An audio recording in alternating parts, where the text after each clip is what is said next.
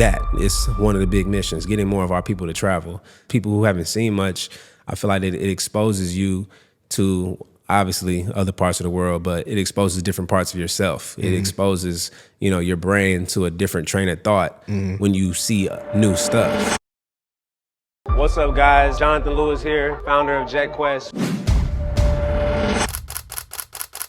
For one, is like all that planning is done. So there is no, what are we doing when we get here and figuring it out there. And then 9 times out of 10, people are gonna wanna go out, do something outside. So we just try to orchestrate it to where, okay, there's still some kind of structure around that free time for them. We allow payment plans. That's another factor, like making that flexibility on the payments where you don't have to think about it. So if you got a trip 6 months from now, you break it into 6-month payments. You got to make sure that, you have flexible options for people to be able to get there. And then once they're there, they don't have to think. What's going on, everybody? Welcome to another episode of Opinionated Off Topic. Today I'm with Carlos Mojica, co-owner, co-founder of Opinionated Media. I'm Cam Theory. Today we got a very special guest, Jonathon Lewis, owner of JetQuest. Super excited to get to talk to him, get to know him a little bit more, a little bit better. Has an amazing company, an amazing brand. We've been in connection for probably a year or so, just via like social medias, Instagram. Been keeping up with y'all's content and kind of just reached out, got connected via Christian West. Shout out Christian West. Got connected via him and just love supporting another entrepreneur. Shout out to you for coming out from Houston. I know that ain't an easy drive, just to come out just to do the podcast. But as you mentioned, you got some people in Austin and stuff like that, and you made the trip make sense for you. So excited to chop it up, man, and just get to know you a little bit more. Yeah, for sure. I feel like we already did half Yeah. a podcast. Yeah, we did. That's how it be, usually how it breaking goes, bread. man. You gotta chop it up, break bread before you even start the thing, and then I feel like that also just you're a little bit different because you've been in front of camera and you've been doing content. But like for people who aren't used to it, it makes it easier for them to just like calm down and they're not as nervous. But sometimes they still do get a little nervous. But once y'all ever bring like a little tequila or something like that to like get people to chill out? Just one person did. Oh, they brought their own. He didn't What was bring their that? own. Who did that? One of the rappers. You remember he started drinking the. A rapper? Yeah, we had some rappers on. Yeah. Of all people, he should have been ready to go. Like, I know what you're talking about. I don't think he did it because he was nervous. I think he just wanted to be lit. Just to be the lit, vibe and whatnot. Yeah. And he Well, we shot a podcast too a couple months ago. Shout out the Hitch Media guys. They had been sponsored by some tequila brands and stuff, so we were like kind of sipping prior and stuff like that. But I mean, I think it's more so once we get like an actual studio and have like product available, we'll probably do that and more. then like when we're talking off camera, once we get that like sponsorship, that's when we'll. Shit, exactly. Peyton is a part owner in a liquor company, man. You need to talk about that after this. Okay. Yeah, we'll talk for sure. But yeah, man, super excited to get to know you more and kind of go into like your upbringing, who you are, who's Jonathon Lewis. I'm Jonathon Lewis from Houston, Texas. My parents, my father from Michigan, mom from Louisiana, South Park, Houston area. Played basketball my whole life for the most part. That was like, I've only ever really had 2 dreams in life. Well, actually it was 1 dream, but I had like 2 vehicles to get there. So the first one, I always thought it was gonna be basketball. And one thing I think it was a mix of, I didn't start really understanding work ethic till I was like early high school, because I, had a late growth spurt, wasn't tall, but I caught wind of my friends who did go to the league and how they were working. And if it wasn't for them, I probably wouldn't have even went to college to hoop, because I got so much better in a short period of time, but just not good enough to go pro or nothing like that. But in my head, I'm like, that's what I was gonna do. Fast forward when I left school, because I ended up like just kind of falling out of love with basketball and in love with entrepreneurship. I also got introduced to a really big opportunity at the time with the world's #1 travel club. So I jumped all in on that and was baptized in the hospitality industry for about 5 years. Got a chance to work hands-on with some of the top people in that company and in the industry. Learned from the biggest travel club in the world at the time, 5 years in a row, #1 travel company running. And that gave me a really good understanding on what I'm doing now with JetQuest. So you see a lot of people all the time, they're trying new hustles every 6 months. I've never been like that. My goal has always been make a lot of money, travel the world, create generational wealth. I always felt like if I don't do it in my family, nobody else gonna do it. So I feel like the only two things that have changed is like the vehicles that I've been going at the same location towards. So, and that's what was it is when you knew like you wanted to do entrepreneurship? Was it like always something that happened, or is it like just somebody you idolized? Like, nope. I want to be like them always. It's just you always. Just had that mindset of like, oh, well, I just want to be in entrepreneurship. Yeah, like my grandfather was so my grandfather on my mom's side, he owned his own farm. You know, he had worked for a man when he was younger. Fast forward, he opened up a furniture store after he got done working for him and learning how to do it. So he was an entrepreneur. My dad's father was one of the first black politicians in America in Pontiac, Michigan. Owned a laundromat and a washateria, right? So my dad, on and off entrepreneur as well. So, and then just, you know, growing up, like my dad put me on a lot of things like Malcolm X, and from Malcolm X, I like did my own research and started finding other people like Marcus Garvey and the Black Panthers and Nation of Islam, just all this other stuff. So you start reading those things, it makes you think about doing for yourself, that we need to make our own money, like don't be a part of the system and rely on other people. So being an entrepreneur was kind of like the only thought process that I could live with. What was that travel club? What was the what? The travel club. I don't even want to say the name, but it was based out of Dallas. I know exactly what you're talking about. Yeah, you know, you probably have heard of it. But yeah, based out of Dallas. I mean, I made my first 6 figures in that company. Did you get a BMW? Yeah. Oh, I know exactly. Silver. Silver. I had a silver drop top 645 I BMW. I took like 30 trips with that company, made great money. Met the CEO multiple times, went to his house, worked with some of the top income earners in that idea in Texas, multi-millionaires. Introduced me to the whole concept of like infinite banking and using life insurance policies while you're alive still to, you know, be able to pull from your own money, all these kind of different things that people do with money. But yeah, I saw that. I saw a lot of things that they were doing wrong. And I don't want to say doing wrong, but I saw a lot of things that I would do different if I would have been the owner of the company. It's hard to say not doing wrong because of what happened. Yeah, well, the product is not what messed that up. No, it was the people. It was management and whoever was handling like whatever was going on in China and then whatever was going on behind the scenes with the money. But as far as the product, they had the best travel product I've seen to date, minus what we're about to do with JetQuest. Yeah. Mm-hmm. But yeah, it was foolproof. Like they had like an 80% retention rate. If you took a trip with that company, you stayed a member for life. Yeah. You know, so you can't beat that. No, for sure. One of my friends, he was in it for a very long time. Yeah. He's from here, and he had a BMW as well. And what's his name? Jordan Krennick. I know. Yeah. That's one of my really good homies. Yeah. God, I can't remember his friend's name. He made a liquor company too. He's from Kansas out here in Austin. What's going on? He's from Kansas though. I think I can't remember his name though. But anyways, besides the point, he when everything went down, he was very upset. I was in it for a little bit. I never took a trip. What is he doing now, Jordan? He works for this company called I don't even know what they're called. So he ended up going corporate, getting a job. Yes and no.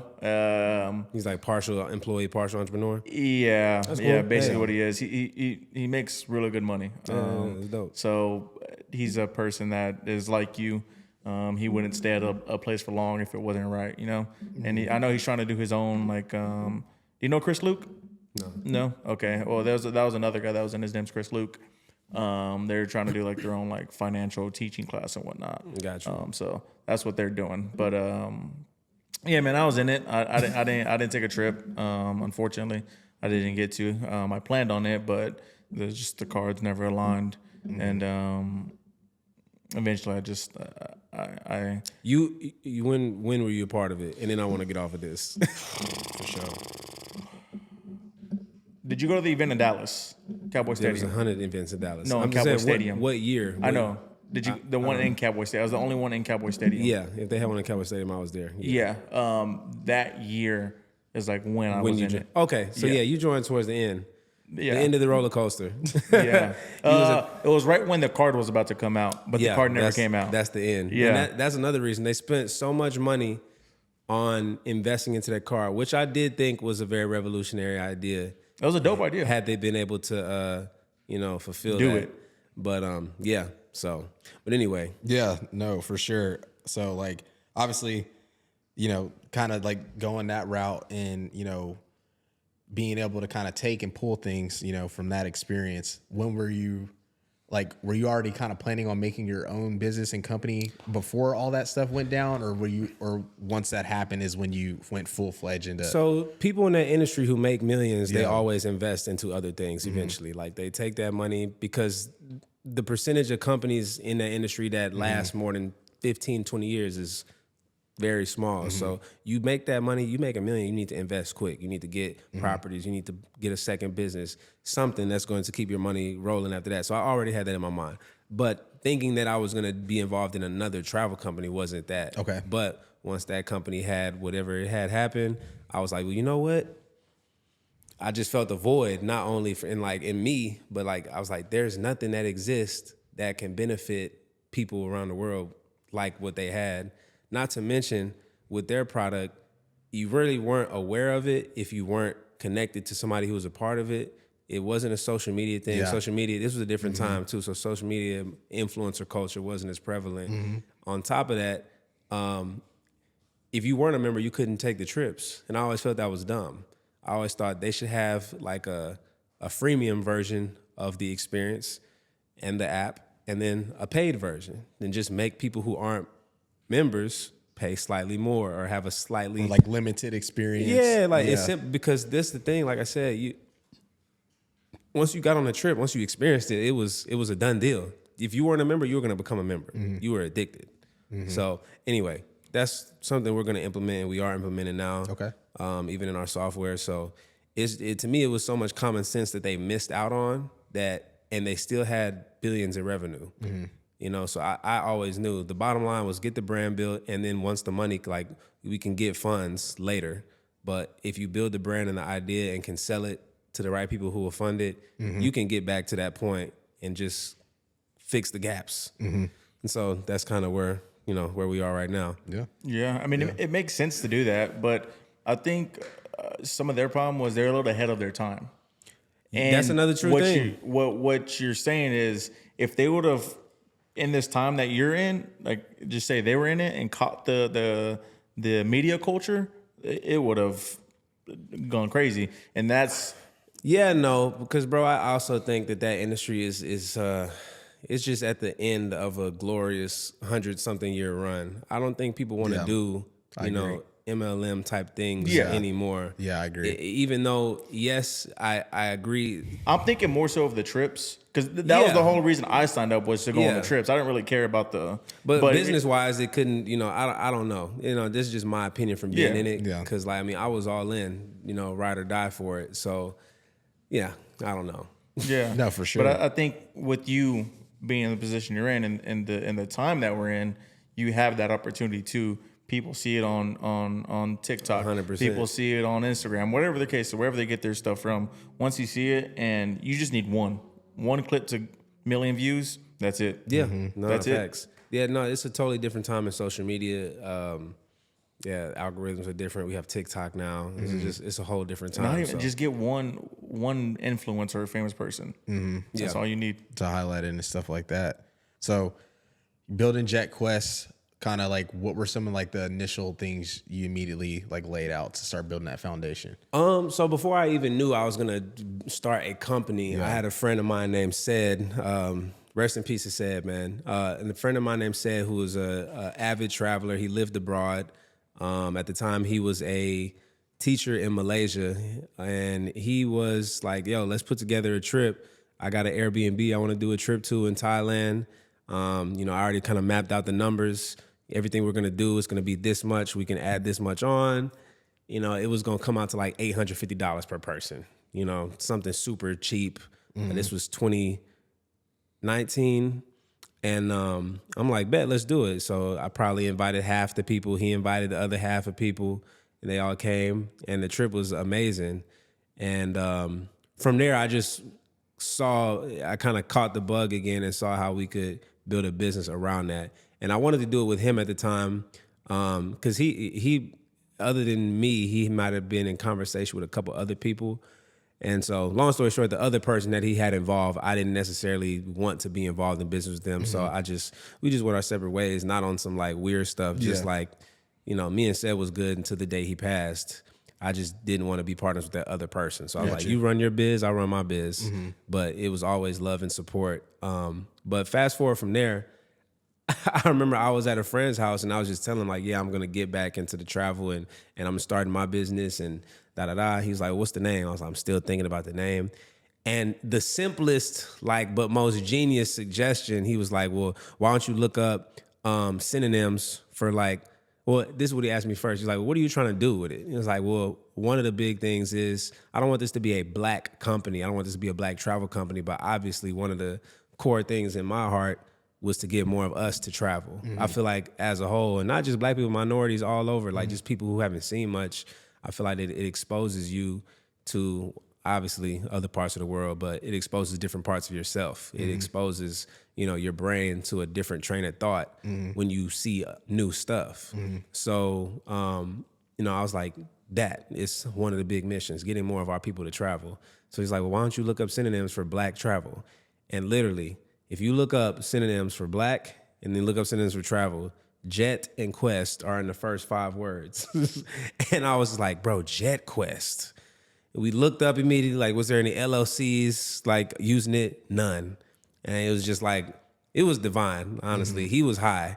So I don't know, God, I don't know if that was it. Yeah. But that was the simplest but most genius idea to me. And to this day, shout out my boy Elroy, man.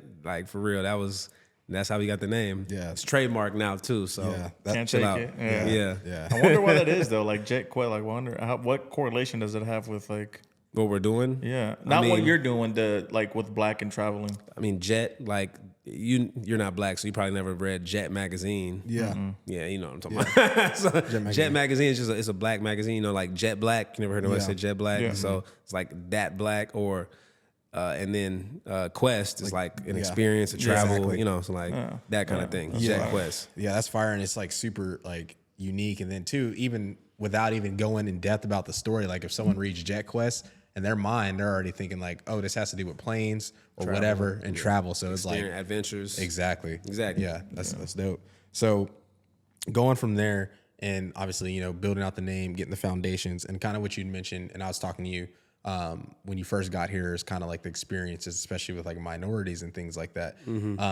We've all been there. All tried to plan. I mean, there's memes about it all the time. Group trips, the group it's not making it out the group text, or when people get there, people don't want to pay for nothing. Have the money or whatever the case may be. So, kind of, how did you figure out to start bridging that gap in that aspect? Because I was on your website, I saw typically you have the week planned out or however long y'all are there. So yeah.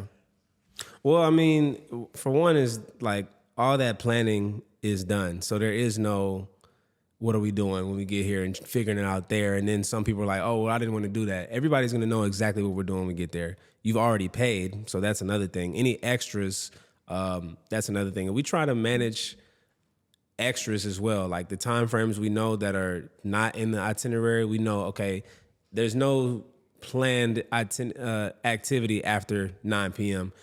9 times out of 10, people are going to want to go out, do something outside. So we just try to orchestrate it to where, okay, there's still some kind of structure around that free time for them. But yeah, you can't control what people do always, but we can put as much structure around everything. The itinerary's done, there's security, content team, everybody's already paid. We allow payment plans, so people can start. That. Yeah. You got a firm on there, and you have PayPal. Affirm is on their PayPal. Plus, you can use like our payment processor allows you to break up the payments, not with credit, but like it just get your like card an on Affirm. file. Yeah. So you can, depending on how far ahead you book, like if we put a trip, like the goal is to get 2025's trips out before the end of the summer. So you'll be able to start paying for 2025 trips now, breaking it down per month. Mm-hmm. So if you got a trip 6 months from now, you break it into 6 month payments. Or 6 payments. Mm-hmm. So that's another factor, like making that flexibility on the payments, where you don't have to think about it. It's already coming out. And then obviously we protect ourselves because people are on some other stuff sometimes. Yeah. But you got to make sure that, you have flexible options for people to be able to get there. And then once they're there, they don't have to think. That's I think the biggest thing is people try to execute and everybody is not always on the same page. But if everybody agrees to this prepackaged whatever it is, we're like, okay, we all agreeing this is what we're trying to do. And then we know. I thought that was like, for me, like even like without knowing you and stuff, like as a consumer, just going to your website, that was like the first thing I saw in my mind. I was like, this takes away so many like issues people have when they travel. Cause it's like, they'll get there and then you're like, okay, like I don't want to waste my vacation, but then it's like you don't have anything planned and you're wasting hours trying to figure out something to do or whatever. And then you maybe do one thing and then you have that day where you don't do anything. You just like wake up super late. You just kind of lay around and and that's fine like to have, but it's vacation too. Like at the end of the day, you're trying to get like a new experience, trying to like do something different. So like having everything already listed out, it's like Monday, I know exactly we're doing this, Friday, whatever. So I thought that was like a huge selling point. Not to go back to them, but the company we were talking about earlier, that was one of the dope things that they did and that you took from is because it makes it so much easier for people just to see what they're gonna do. Yeah, it like when we as a family go on vacations, it's always like, well, you want to go do this, you want to go do this. Arguments start happening. You know how it goes. So it's like when you already have this set thing, there's nothing to argue about. There's nothing to argue about. We was gonna do this, and people don't have to go research like what can you do in blah, blah, blah. Yeah. Where can you get blah, blah, blah. Yeah. And at that point, it's just building a brand that people trust where they don't have to go do that research because they know, well, if you already did the research. JetQuest is putting it on here, then this is what is the thing to do out here. Mm-hmm. And so that's the first few years was really that, like just trying to keep a consistent flow of trips to be able to, one, proof concept to the point where we could get investors, two, actually have a history and examples for people to go show. Obviously, content also that we could pull from.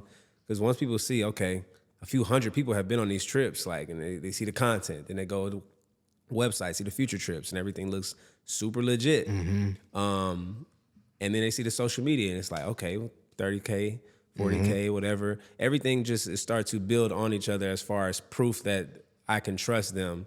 And so you're building brand. Mm-hmm. And even when I went to the website too, like one of those like, help messages popped up right away. And I was like, that's dope. That's super unique because you got a website for any business, that's like high level like that. That's kind of like what you get. So already having those infrastructures and things in place where it's like you have any questions. Shout out Wix. Shout out Wix. That's our website. Our website is on Wix too. So no free shout outs, but shout out Wix. Free shout outs out here. Yeah. But if you want, what I'm saying? Yeah. No, but that Wix. It was a sponsor letter, man. We use you already, both of us. Yeah. So how hard was it? I mean, I know you were in the meetings with like the top people over there and whatnot. So you kind of got a understanding of like the business side of it.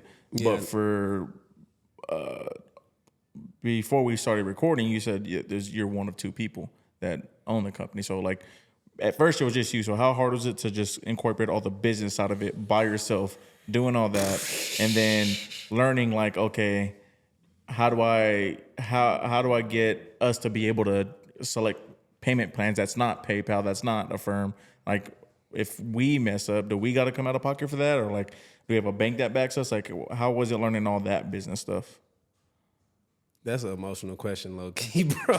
Like, it's a journey, man. Like, being an entrepreneur is not for everybody. You gotta have heart. You know what I'm saying? Nah, but for sure. It's all a learning process. It's literally you're having to fail and keep going. And you don't look at everybody says it's so cliche. It's like, oh, I didn't fail. It was a lesson. Those failures are literally just where you learn. It's like, but everybody who sees them as failing or some place to stop, is the only difference between people who make it to 1 million or 10 million or 100 or a B, and the people who just stop and go back to, you know, the land of the average man type of deal. So yeah, it was like, you know, I'm having to learn all these things, like going from a company like that where you're an independent contractor and somewhat of an entrepreneur, where you have to learn entrepreneur skill sets and communication skills, but you don't necessarily have to understand the legal side of the business. If somebody sued me, they're not suing me, they're suing that corporate company. If somebody sues JetQuest, they're technically still not suing Jonathon, but they're suing me, my company, right? It's direct. Same thing with like, if stuff happens, like you're saying, that money's coming out of my pocket. Like I'm JetQuest for the time being until I have partners or other investors. Any failures, it's on me, especially when you're just beginning, you are the brand for the most part. Yeah, it's just being able to put everything on your back. And Alex Hermosi says it really, really well. You know, the highest paid entrepreneurs get paid for the most stress. Like it's just being able to manage responsibility and stress. More money, more problems. Yeah, usually. And not necessarily like, oh, like your life is bad, but your entrepreneurs are problem solvers. Yeah. So like a problem could be, how do we take travel and make it more consumable for the average person?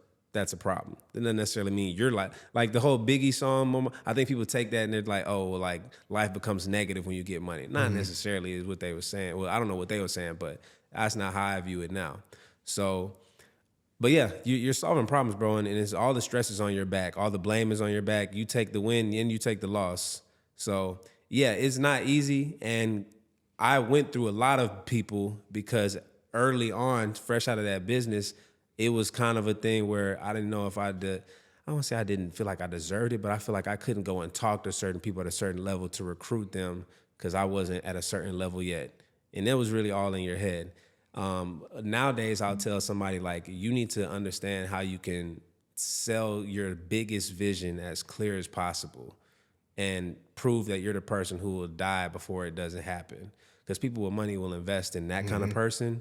And if you can clearly communicate your vision. Because the only difference between a beginner and a person who's already at a certain level is a lot of times the access to resources they have to make it happen at the end of the day.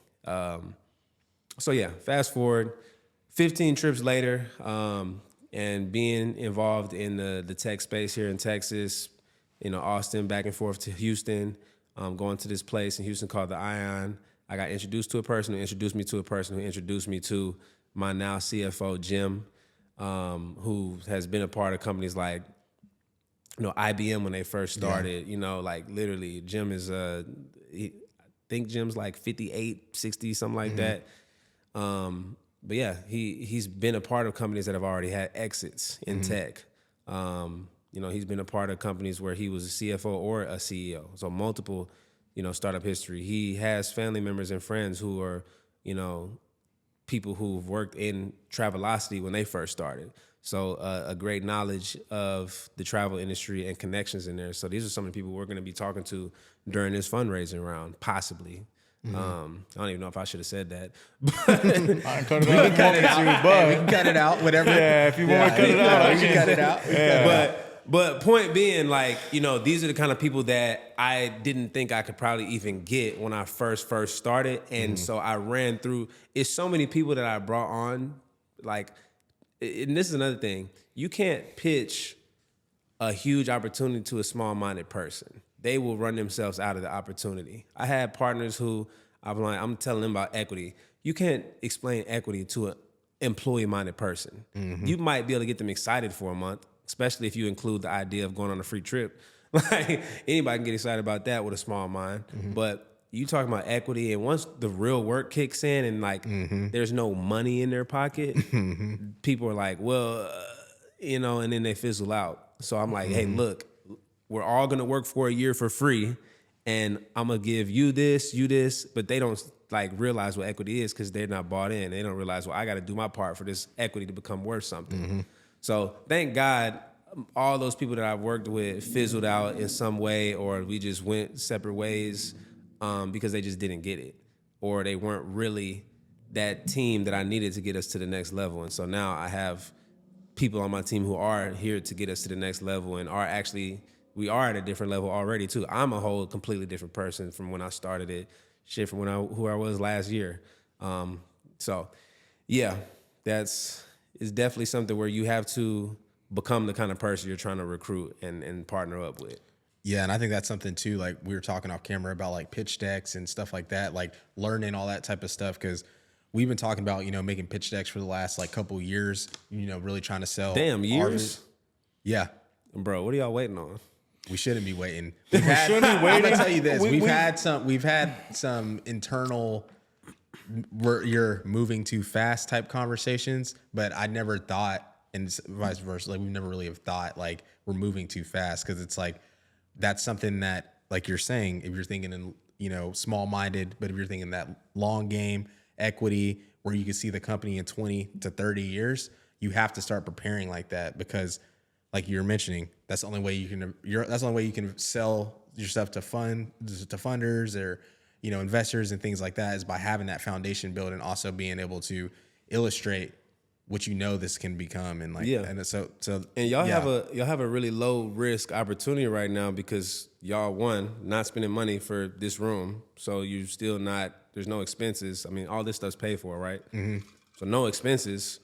Even if y'all pause for a year, you still have history of your past numbers. Mm-hmm. That's all you have to do, is just to show somebody. Yeah. And it has been years, but I try to not to look at the negatives. Like, yeah, we probably should have started it later. No, but like, look at just but I just view it as like what we were talking about earlier. Like all things just weren't meant to happen either at all at that point in time. So I'm just like, maybe it was a good thing we waited. Maybe we have bigger guests on. People see the bigger guests, like, before creating a pitch. Correct. Well, and then, I would disagree, because I would just tell you, even if those weren't the times, it would expose himself and you would have learned something from it. Yeah. Because it's like, I brought on so many people to the company that I learned how to be a better leader, because I led people who were bad followers. I led people who weren't really understanding of what I was doing. So I learned the difference between, I learned so much from the failures of it. And then some of it wasn't even a failure. It just was like understanding communication quicker, understanding opportunity quicker, understanding like a person who wasn't it quicker. So, I think also what hurt us is it wasn't until 2 years ago, I would say, is when we understood what a pitch deck was or what a pitch deck is, and like brand pillars, and like figuring out our brand pillars and figuring out like how to put together a correct pitch deck. Like we didn't really meet real business people. That's also true. I would say until 2 years ago. 2 years ago, and I think that was like obviously because we were just doing content, putting content out, things like that. But as you have conversations like this, and kind of put yourself in certain doors and rooms, you meet people in all kind of avenues and different businesses, and then you're just like, these people. So real quick, I hate to cut you off. Do you think? So do y'all want to make a pitch deck now though for the future?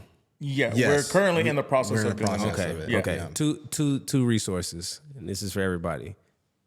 Canva, ChatGPT. You guys should have a rough draft by the end of this week if you just use those. Just something to start with. Canva has 1 million templates for pitch decks. And then ChatGPT, I talk to ChatGPT, I never type. I pull it out, pause. I pull it out and I go, hey, I'm running a business called Opinionated Media. Yeah. Opinionated Media, and we are a podcast company, and we're looking to create a pitch deck to get investors to come and give us product placement, all blah, blah, blah, blah, blah, all kind of things. Give me a 12-slide pitch deck breaking down 1, our target audience, 2, our history. We've made over this many views, blah, blah, blah. 3, and just break it down every slide. It will put the slides together for you. Yeah. And it kind of better than you could have did it. And the crazy thing is too, like, I was talking off camera about like my new gig and like what I'm learning and stuff. And I had to make a marketing plan about, who I'm going to be serving when I do financial advising and things like that. But in my mind, I made a lot of the marketing plan because a lot of the leverage I had with that firm was based off the people I met with this and this podcast and all that. Yeah. Things. So like being able to not only orchestrate that marketing plan in my mind, I'm like, oh, I'm 2 birds in 1 stone. Not only am I, finding still another job and a career outside of this, but also now that I've built out this marketing plan, this is basically all we need to carry that pitch deck and already have it made. You know, bro. You know how many businesses raise millions of dollars with nothing but an idea and a pitch deck?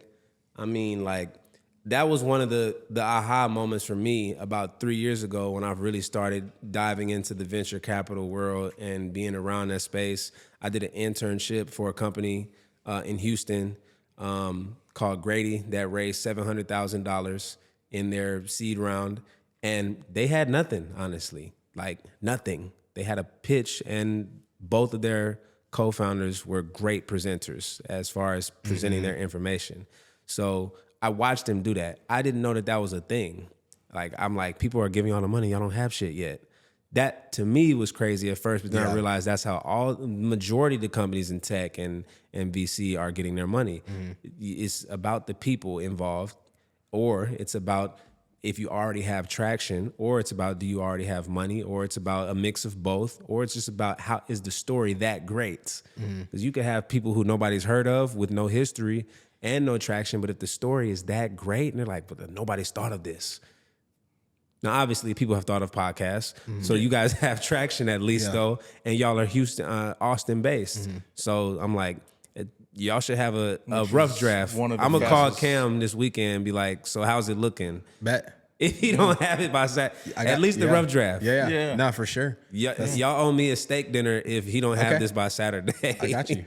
Yeah. Done. Bet. Done. I mean, we have Canva Pro when we have Canva, free, so it's like, and I have that marketing plan already. You heard him. So. Steak dinner. Hey, it's on camera. It's on camera. But quick question that I kind of thought about too is while you're talking about, pitch decks and people investing. Yeah. Obviously, because I've had some friends in the business and things like that. When people are, investing and funding and, they are pouring their cash into, your business or whatever, have you had any issues with that? Because, people are providing certain I've amount only of money, had maybe making changes or stuff like that. I haven't had so we're just now starting because there's obviously people can invest in your business as a sole proprietorship and things like that, or just investing you on a smaller level. When you're talking about using a convertible note or safe notes or just basically venture capital money, it's a whole different thing. Like you said, you're getting your financial. Yeah, I'm getting my SIE Life and Health Series 6, Series 7. So basically you have to be SEC certified to be able to suggest with certain investments and stuff like that. Well, it's similar, like the SEC controls all that. So now, we have to be able to actually verify the people that we're getting money from are accredited investors. They're not. It's so crazy. If somebody has the money to invest, but they're technically not an accredited investor, then you can get in trouble for even taking their money because basically the government is saying they're too stupid to know that this was a good opportunity or not or whatever. But you could be scamming them. Yeah, 100%. Got you. Yeah, and that is true. Yeah, but never here nor there. Yeah. So like me, Carlos Mojica, couldn't just go invest $10,000 through your business? There's without I'll say no. Just me, just me and me, not like a business, just me. Yeah, no? I'll just say no. Okay. Yeah, well, let's just go with no. Yeah. So no. But on a small level, I've had friends invest in small ways in the past when it was just me. I had a friend, loan me $10,000 early on in JetQuest to help me get started on the first couple of trips. But that was a loan. I paid him back. But yeah, so you do definitely want to be careful who you borrow money from, especially depending on what the agreement is of how you're borrowing it up front. Right now where we're at with the safe note, it protects us a lot because one, you have to know what you're doing. If you're investing, you have to be accredited, or you're already a private investor, maybe a VC investor, early stage type of deal. So these are people who understand exactly what they're getting into when doing that, and you're not gaining any type of decision-making control at that level. So we're able to take the money, it protects the company, but given that we succeed, they have a huge upside for that, for taking a risk on us. But yeah, it just, obviously talk to your lawyers and obviously all your business partners, but whatever stage you're in, there's an agreement that you need to make sure that it's beneficial on both sides, but for sure protect yourself, because you could have people say, well, hey, I didn't know this was going to be happening during the period of you flipping my money, so I want all my money back. And depending on the scenario, like I said, if you're not an accredited investor and you start saying that, well, now I'm liable. So just be careful. Take money only from people that you really, really trust, or from people who are accredited investors that you would really want to work with. Yeah.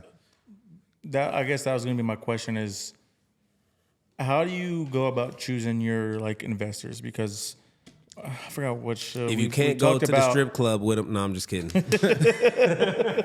We've talked about it on previous podcasts, but typically when you have an investor, they want you to do things a certain way.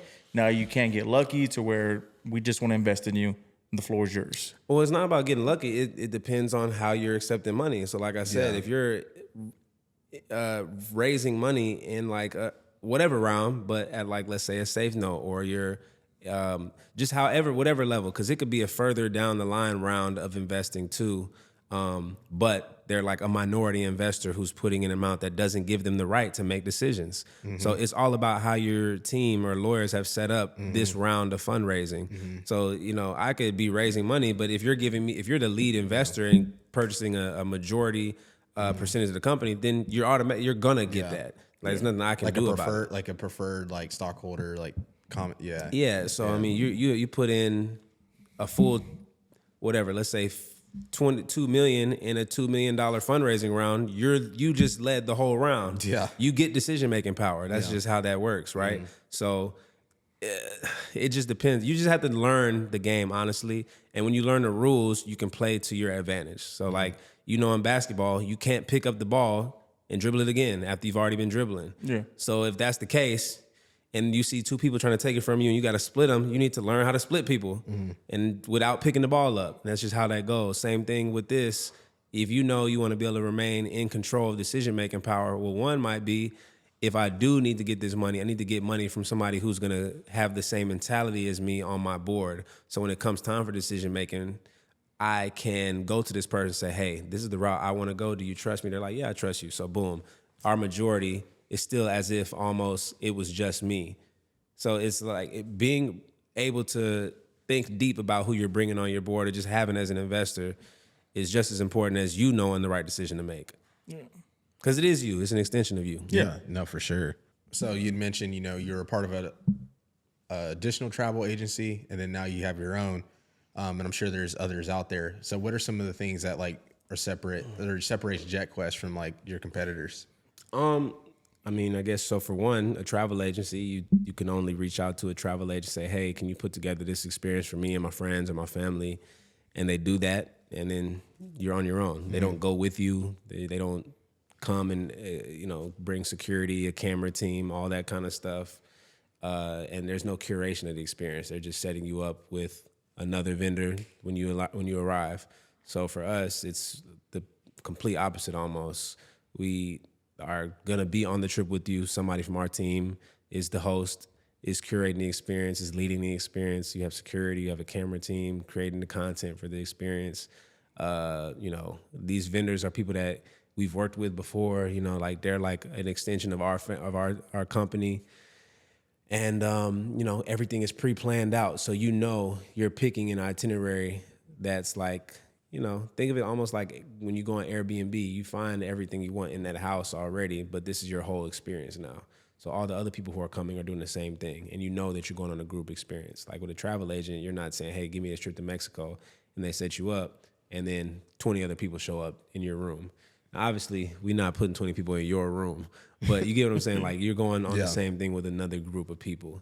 So yeah, it's that one connection that makes travel special. I feel like without, real human interaction, travel is it's not the same, even if you're traveling by yourself, you're going to experience what?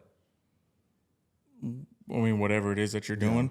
Other cultures. Other cultures, And the culture is derived from the people who are in that place. Mm-hmm. If there was no people in that place, it would be nothing. So everything that you're doing in travel is connected to other humans. So we supersede that and streamline it for you.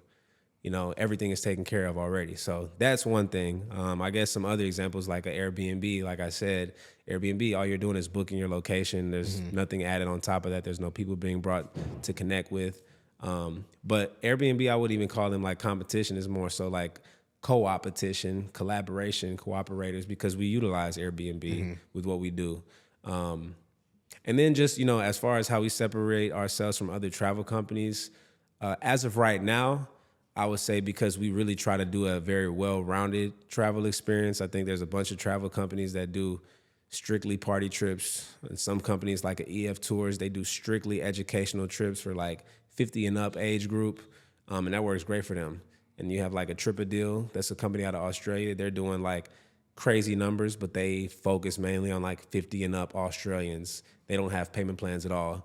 You have to pay all at once, and they're making crazy money because their clientele can afford that.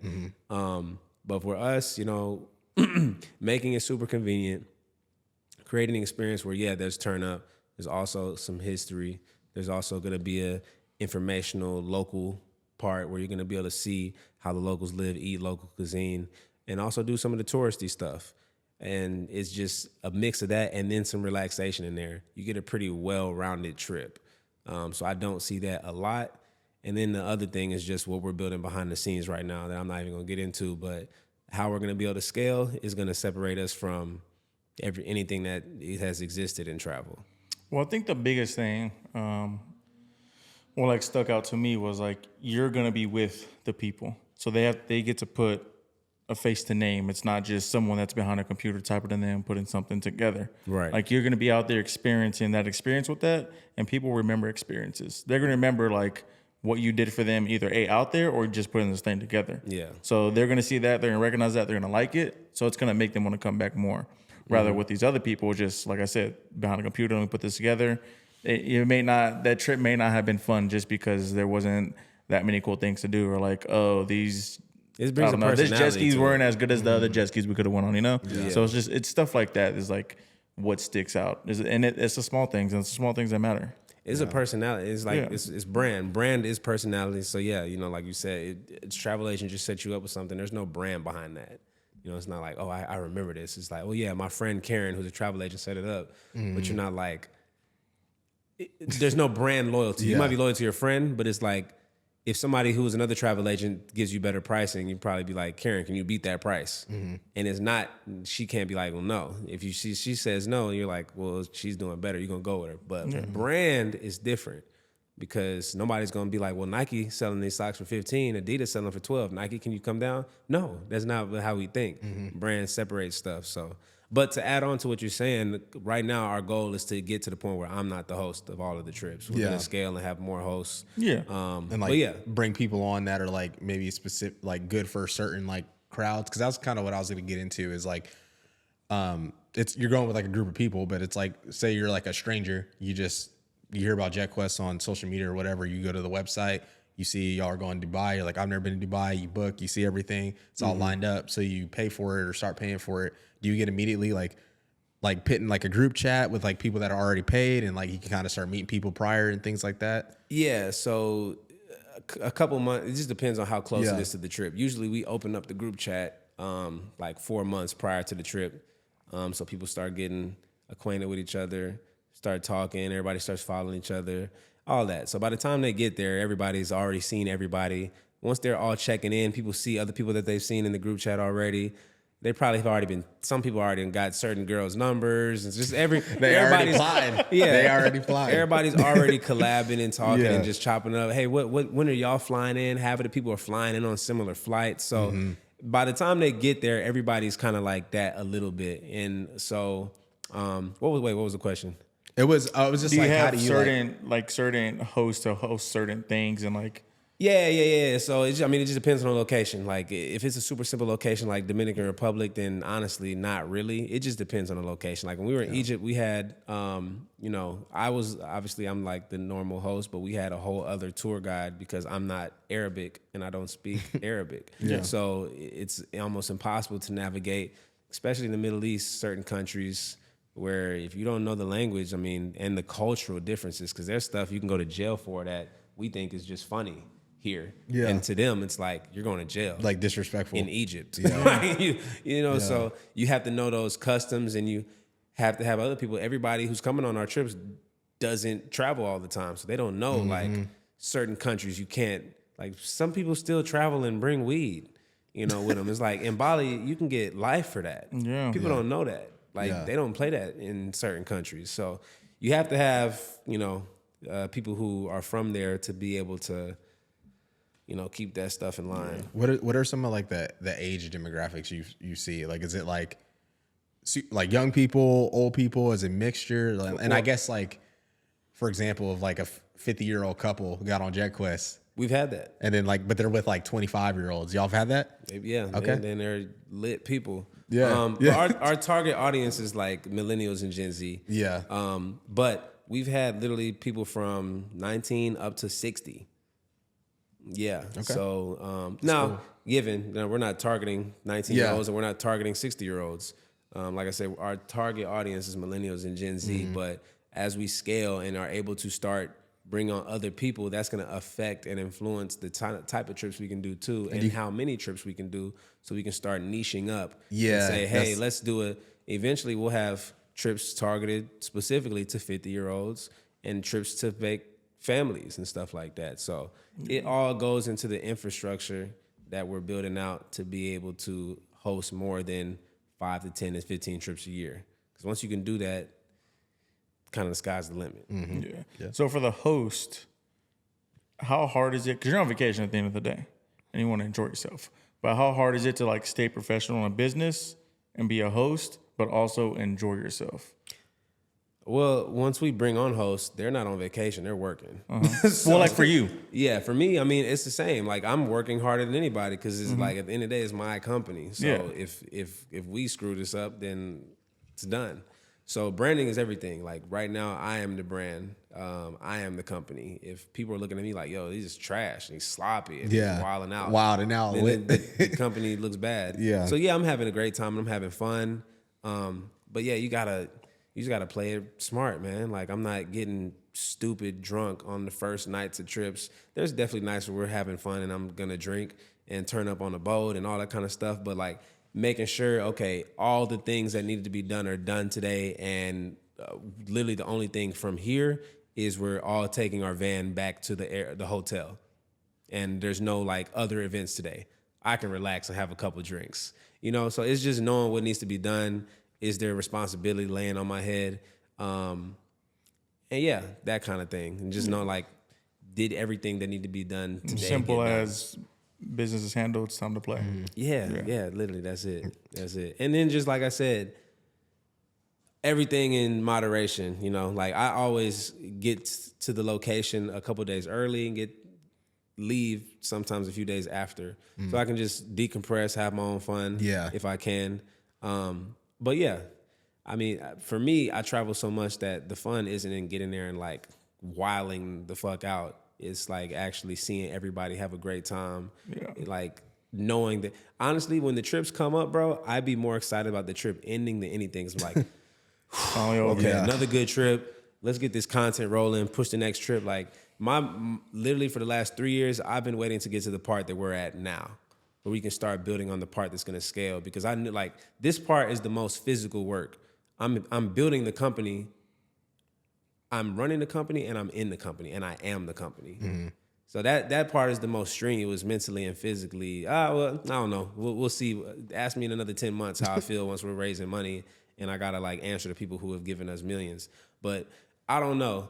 As of right now, having to pause on doing the things I'm doing and then go take the trip, lead 30 people, deal with those emotions of everybody. And it's never bad. It's not like, oh, people are complaining. But, you know, there's lots of questions, lots of worries, lots of, hey, what time we wake up? You have an itinerary that people don't read. All kind of stuff like that, right? So just keeping everything streamlined through yourself, which eventually will be all on our software. Like, I am the software. I'm the blueprint for what we're going to put into this software to be making these trips that much more professional and simpler. So, yeah, ask me in 10 months how I feel about that. It might be harder. Who knows? We'll see. No, for sure. And, you know, kind of on the website, you have your destinations mapped out for the remaining of the year: Dubai, Bali, Tulum, and Rio. What were like the deciding factors on these locations, and kind of like, was it the places you wanted to go, or is this like hot markets? How do you determine It's that? a mix. It's always places that, kind of we want to go, that we're thinking of. Like Rio is like top 3 New Year's destinations in the world right now. I know. So we did the research. We looked up a bunch of resorts and Airbnbs or just villas that we felt like we could do a solid trip out of. We found a great deal, and we're like, okay, we can make a profitable experience around this and still make sure we provide something to the customer that's like a good price. Like, honestly, a once-in-a-lifetime price, because we're going to create an experience that's crazy for them. So on top of that, they can do it for like less than $3,500.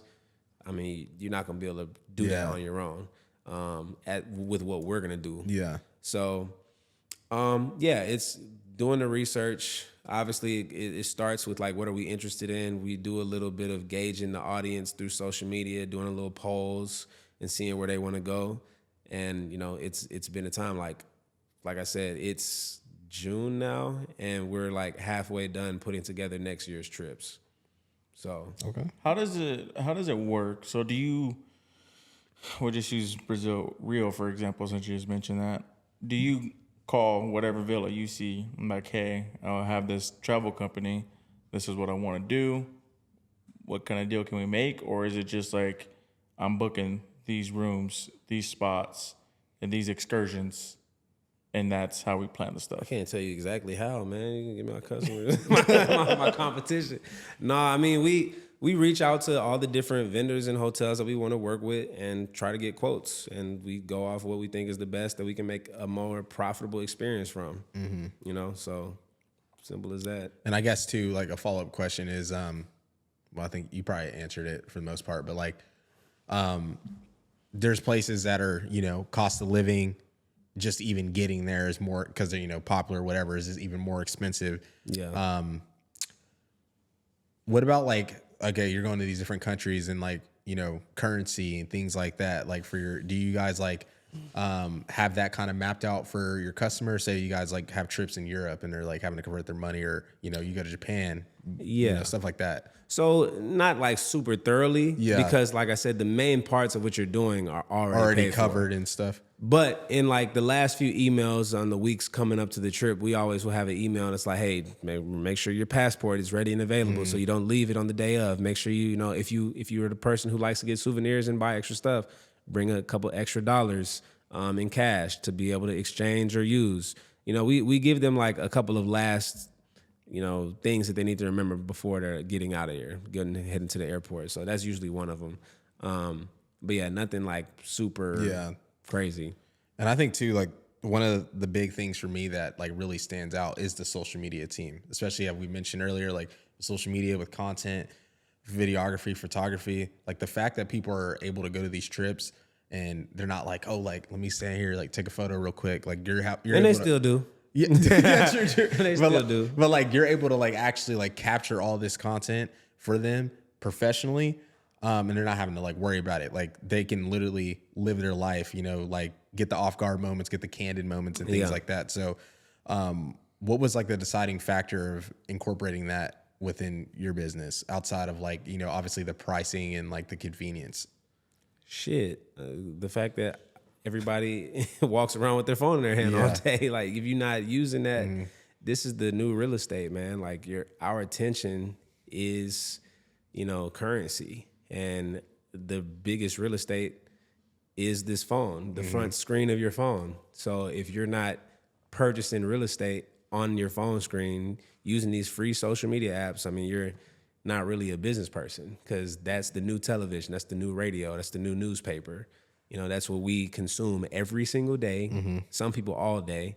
So yeah, you gotta use it. So for me, it wasn't even a thought. It was just like, we gotta have a content person. It was the same thought of us having to feed the people. Yeah, it's also smart too, because people are still gonna use their phones and take their pictures or whatnot, but like it keeps them off their phone less to enjoy their time while they're doing whatever they're doing. Instead of living their life through the screen, taking a picture, taking a video, like you can just be out there doing whatever you're taking a video of while somebody else is getting the video of you. Yeah. And, it's like when you're when you're at a party and it's like kind of chill, and then somebody brings out a phone, it's like, hey y'all, everybody take a shot. Then people just, it creates moments sometimes. It's not like candid. Yeah, it creates moments, and most of it is candid, like 98%. But it just creates moments too. Yeah. I think it just is a thing where people don't have to think about. Another one of those things people don't have to think about. You know? So you created that convenience for your guests, and what has been some of that feedback that people have given you? Because it sounds like everything's great. Price good, convenience is good. Like everything's set up. You're obviously creating content, things like that for them. But what has been some of like the good, positive and negative feedback you received from these trips? I mean, positive wise is just, well, I said negative wise, especially in the very beginning, it was just like remembering things that will for sure go wrong. Like you can think you're gonna pre-plan for so much stuff, but like in certain countries, in third world countries like Dominican Republic or Jamaica, people are not there to not hustle you. Basically, like you're gonna get hustled if you're not looking for it or working directly with somebody that you really already know, family member damn near, or like a trusted repeat partner. So a lot of these places, when you're going there and just thinking, oh, I'm gonna reach out to a person off of the internet and have them do legit business, I mean, you're like an idiot. And so we've been the idiots before, but that also is like us in year 3 and 4, you have the benefit of working with the people who have went through that. And so we know not to be the idiot this time. So you don't have to be the idiot on your first time. Mm-hmm. So those type of things. What else? Just organizational stuff, like having stuff even more specific, more detailed, more on point. And, there's so much feedback. I'm trying to think. I can't really think of it. But I know positive-wise, it's like you're saying, like, I had a dude come on, he's like, bro, I feel like he used these exact words, I feel like a passenger princess. Like, I don't have to think, like I just got here and like we checked in, I was in my room, I knew where to go for the welcome party. We had a welcome dinner, I already knew what time I was gonna be at. Then we went to the club after. Like I haven't even had to like stop and figure out what I want to do. It's just like everything I really want to do is what we already, that's just fire. And so I was like, no, that's dope. It's funny that you call yourself a passenger princess, but no, for real, that's really how it feels. How women like to feel when they're on a date with a dude, like where they don't have to think and they just be in the passenger seat. Yeah. Not think about nothing. That's really how everybody gets to feel on our trips. They don't have to think about none of it if they don't really want to. They're just kind of going through that experience carefree. So that's 90% of the time the biggest thing that people love. And then the other thing is just the dope group of people you get to meet. I have people who are about to get married who met each other on our trips. That's fire. Yeah, it is. People who have started businesses with people from these trips. People who like entire friend groups in different cities across the country that met on our trips. Like groups of 5 to 6, 7, 8 people that met on our trips who are like now really friend. Like they invited each other to their birthdays and weddings type shit. So that's the thing where I see them like exactly what we're selling is really what's happening. So I don't have to there's no cap in that. People really, that the convenience and the connection, and you gonna mix that in with like software and AI and all under one technology that doesn't exist. It doesn't exist, not in the way that we're gonna do it. So those are the two main things that people getting like, yo, this was amazing. This is the best part. Yeah. So you're on these trips. I'm sure I saw that clip that you posted a while back about like women traveling and like, they're getting to the bag, like they're taking care of themselves. Well, that clip is fire. I like that. A lot of people had different, a lot of dudes was like hating on that clip. For real? They was like, it's because you're giving all the women discounts. And I'm like, I'm sure not doing that. They paying the same price as you. Yeah, they pay the same price as you, bro. Just get more money, man. Yeah, and they got their priorities lined up. Like they're not, they want to go on these trips, so they're gonna prioritize that or whatever the case may be. Women, they're traveling. I mean, now there's definitely women who can finesse ways to make money like easier than men can, and I'm not saying that's not a real thing, but we're not. Yeah, women aren't getting special discounts that you're not. But going into that is like, kind of how's dating been for you? Because like, obviously you're on these trips, go. You're probably surrounded by a lot of women. They're probably single a lot of the times. and things like that. So like, how is that for you? Like, do you have the time for that too, running a business? Man, I wanted to, and I would love to. And I want to have a family. I want to be a father, all that kind of stuff. And it takes a really specific kind of woman to date somebody who's in the process of building their business, in the process of building this type of business. And it would take me to be like very, very, very disciplined and very strict and just, honest and genuine, which I am. But it's something where I just kind of was like, rather than having to, I've tried, because this was like a dilemma I've had in my brain. I want to find a woman who will help me build what I'm building, not necessarily like actually work on my business with me, but just like help me build our family and my empire, my legacy, our legacy. Versus I'm already up 50 million and then I find my woman. I feel like it'll be a way more transactional situation at that point. So anyway, what would you rather have though? Because I feel like my rather is the prior. This is just me, because I feel like, all right, that's a woman sees who you are and your worth. Are they going for you because they want to be with you, or are they going for you because of the bag you have? That's what I'm saying. Versus like, that's what I'm saying. You have the person before that's riding with you to the end. That's what I'm saying. Like, so another thing is that I have like crazy standards also. So like, and part of that is the aesthetic that I like. So I'm not gonna lie about that. And a lot of times that aesthetic, especially in major cities, is like only gonna deal with somebody who essentially, not want to say essentially is tricking on them, but like they're not dealing with nobody who's like, every dollar I have goes into my business right now. Like, I'm not rich yet. Yeah. Technically. Yeah. So every dollar that I have goes back into my company. So I'm not paying a girl's rent right now. I'm not buying her a car. I'm not doing none of that. I'm a horrible person today if you're like a 10 and you like used to getting somebody. That's what they want. Yeah.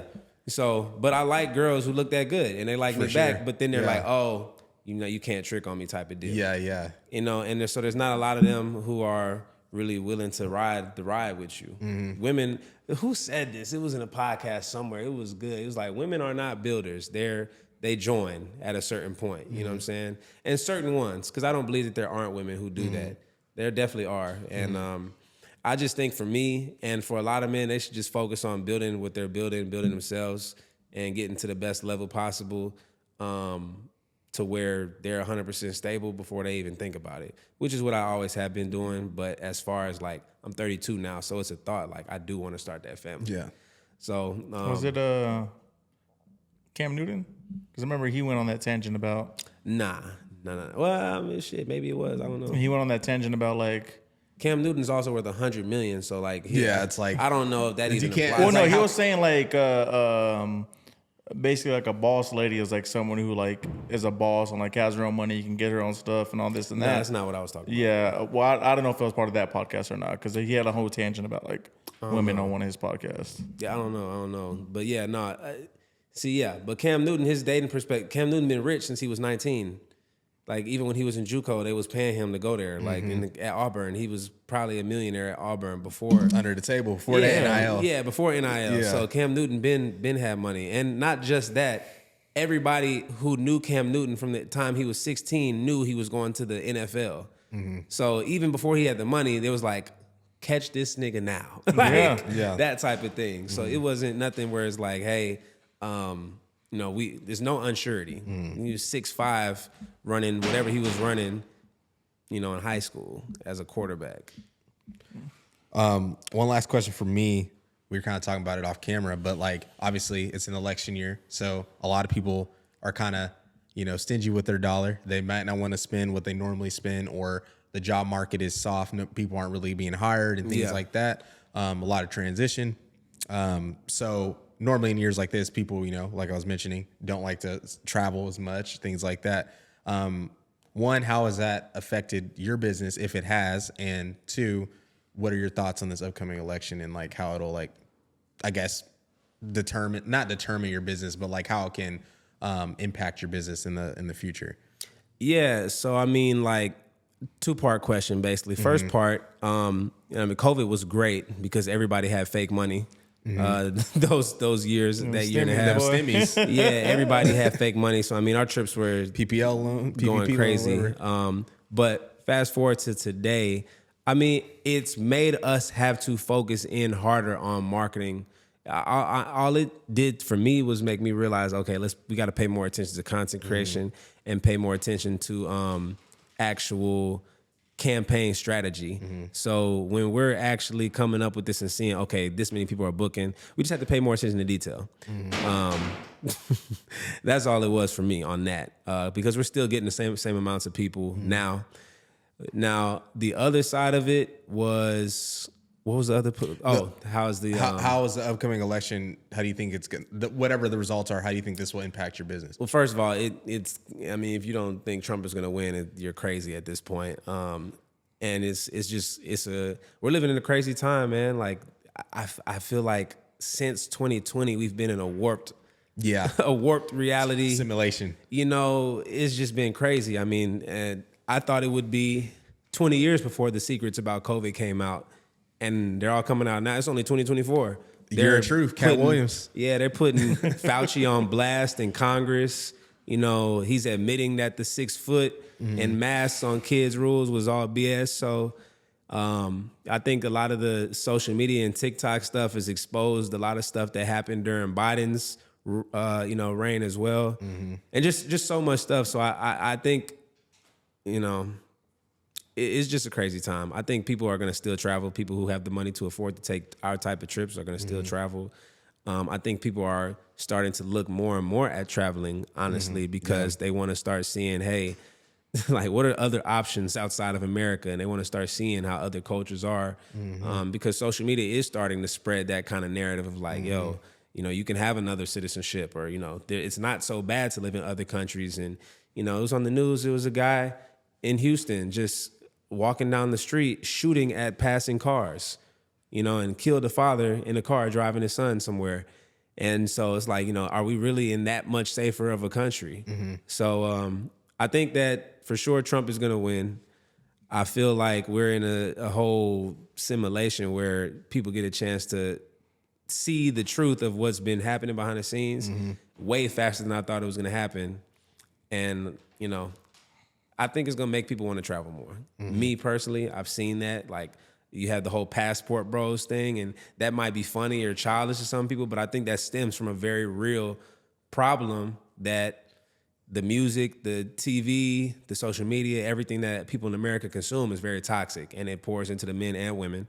And so if you're somebody who wants to date a woman who's like a certain type of way, whatever conservative you want to call it, you know, has family values and isn't gonna like be super transactional with you, you know, you're probably not gonna date an American-born woman. And that's just kind of what's being promoted. Same thing, there's a lot of toxic traits that American men are portraying, right? That we could get rid of. So it's just all pointing out realities that we're getting to expose to ourselves because of the internet, because of online. So I guess to summarize that question, I mean, election years are always insane. It'll be interesting to see what the Democrats pull out of their ass, because they're going to have to pull some magic tricks to try to compete. They already tried to throw Trump in jail, and that shit didn't work. And they raised $200 million after that. Like, in less than 24 hours. They martyred him while he was alive, basically. They're turning him into like a white Malcolm X. Like, crazy. So, I mean, it is interesting. I mean, to me, it's all stuff that we can learn from in different areas, because we're watching history, bro. Like, we're living in a historic time. People always say that at different ages, different time frames. This is a historic time, bro. Like our age demographic. Yeah, we lived through a lot. We've been through some. Yeah, we lived through like 3 different genres, like 3 different like age, like the end of the like base level internet, the beginning of the video game, AOL level stuff where you had to put the CD in to get the internet. Yeah. The end of that, Napster, free, you know, music went from CDs and disc ROMs. Like, that was only a thing for like 12 to 20 years where we had CD-ROMs. Then, boom, you got the little MP3 player. MP3. Get rid of that. iPod, now everything's just on your phone. We've lived through a lot. Like our because we're not far behind you, and we've lived through a lot. Yeah. I mean, even like just historical events, like historical events, 9/11, the war, swine flu, the war. Osama, we killing Osama. Yeah, just crazy stuff. Everything, bro. First black president, bro. We lived through a lot. I was gonna see that. Yeah. And I mean, a lot of things. Like I said, because of the internet, there's so many what people call conspiracies now. But COVID has proven that a lot of these, you know, I feel like conspiracy, and I don't even know if this is a fact, but we could all look it up later. And by the way, anything that I say that sounds like I just know what I'm talking about, don't ever believe me. Just go do your own research. But, you know, I feel like the word conspiracy was probably created or used by the government initially to, like, just put doubt onto people who are bringing up questions amongst whatever's happening. Because it's just way easier to say, oh, are you a conspiracy theorist? You just think everything's a conspiracy, and you're questioning the government? Why would the government lie about that? The governments, you know, that's the stupidest thing to say. Governments and, you know, dynasties have always lied and created false narratives to control people and their emotions. It's not meant for you to know. Yeah, it's not meant for you to know or to be empowered. Yeah. Like, it doesn't help them at all to keep control, to keep the government running or to keep the country running. So why would they? Yeah, anyway, that's a whole other story. But yeah, we've lived through some crazy shit. So I think that we're about to see a major shift. The whole economy is about to shift. America just ended their 50-year contract with Saudi Arabia. So you're not going to see no more petrodollar. Our dollar's value is going to go crazy. So it's like I was joking earlier, it's going to be interesting to see how we react. I can't see us doing anything but being slightly desperate to keep our control as the big dog on planet Earth. Because we've been that since World War II ended. You know, was that 70, 80 years ago? Yeah. So, I mean, yeah, it's hard for somebody who's been on top to lose that spot. And they usually don't go out without desperation. So I'm really, it's going to be an interesting next 30 years. Yeah. Our lifetime. I mean, you're kind of seeing it right now. You're kind of seeing it right now with Russia. Yeah. You, like I was just saying, we just seen that post. Russia's just set up submarines and nuclear warships in Cuba. Like, what? We don't know what's going on, bro. So, you know, like I was saying, I think the biggest thing for people is to not put their faith in, I'm not saying not participate in the political system. You know, I don't necessarily the same way everybody else does, but I put more faith in like what I can do to control my household, my personal life, my mom, my dad, my brothers, and eventually my kids, my wife. Like, what can I do with that? Then secondary is my immediate community, my neighborhood, my bigger community. And then third is, okay, let's focus on like city, state, and federal politics. But all that is last. And I feel like if those first two aren't even in order, like that shouldn't even be that big of a focus for you. Because if you're fucking broke, it doesn't matter who's the president. You're a slave to the system regardless. So you need to figure out how to get your finances in order, your health in order. Like learn food and what's going on today with how our food is all poison and creating the cancers that we are putting into our bodies and the plastics and the parasites, all that. Same thing, like get your mind right. If you believe in God, like learn it. There's so many people who are religious who've never opened up a Bible, don't know anything about what they claim they're dedicating their life to. So I just think you got to take care of yourself, man. Focus on what you have going on in your life and get that secured to some degree. Everybody's not going to be a millionaire or you know, uber successful financially in that aspect, but everybody can be comfortable and be self-sufficient somehow. Then think about, okay, well, who's the person who's going to affect me in the government like this? But I promise you, if you're broke, bro, it really doesn't matter. Like, you need to get some more money. You need to get healthy. You need to get some more money. Be a better person, you know. Because money will, if you don't have it, like it won't save you in the end. But if you do have money, you can save yourself in certain circumstances, situations. And I'm not even saying that like, oh, money is everything, money's God. Like, no, let's just look at the facts. We live in America. America is a business. It's a literal corporation. So when you understand that we're in a system that's ran and created for this free commerce system, like our country is built to keep currency flowing. And our currency is credit. So it's not even real money backed by any resources. So you're actually participating in the real game of Monopoly. So yes, money is the actual purpose of that game, right? So it's not like, oh yeah, money is everything. No, money is not everything. But in America, it's up there with air because nothing moves without it. So unless you're gonna go move to, I don't know, the middle of Guatemala and live in a village and get your own land and just grow your own food, you need to learn how to make money. If you're gonna stick here in America or any of the other civilized Western countries or, you know, whatever civilized countries that also run off of money, you have to learn how to make it. And so that's just the game we're playing in. you know, a lot of people call it the matrix now or whatever. Like, learn how to get out of the matrix, get to the point where your money allows you to have enough decisions to do what you want to do and not what you can do. Mm-hmm. Yeah. No, I mean, that was it for me. Like you said at the beginning of the pod, appreciate you taking the time out your day and coming on. You're a busy man. You travel a lot. Real. Your business is a 24/7 job. So just for you to take this time out of your day, come what was it, 3 hours away, 4 hours away, and do this podcast with us, it means a lot. Yeah, for sure. Genuine person. You got a good head on your shoulders. Appreciate it. Your business is going to excel. You work hard. You're dedicated to your craft, and you care about people and people's experience. So that goes a long way. And like I said, your business is going to skyrocket. Appreciate it, man. Thank you. Of course. In the future, you know, maybe do a little creative JetQuest type little. We're gonna have all that, man. Shoot me all the ideas you got, and y'all make sure y'all go to JetQuest.net. Yeah, where can they find you? Yeah, JetQuest.net. That's the website. Look at all the trips we got coming up this year. We'll be dropping a 2025 schedule ASAP. Probably before August gets here, actually, way before August gets here. At JetQuest on all platforms for Instagram, TikTok, etc. My personal is Jonathon Lewis 713. That's Jonathan with an O-N at the end. And then, my OnlyFans is, no, I'm just kidding. No, I'm just playing. But yeah, so follow us and all that, man. Make sure y'all stay tuned. We got a lot of trips coming up. The content is amazing. Share it with your friends, and hopefully we see you guys on the next trip.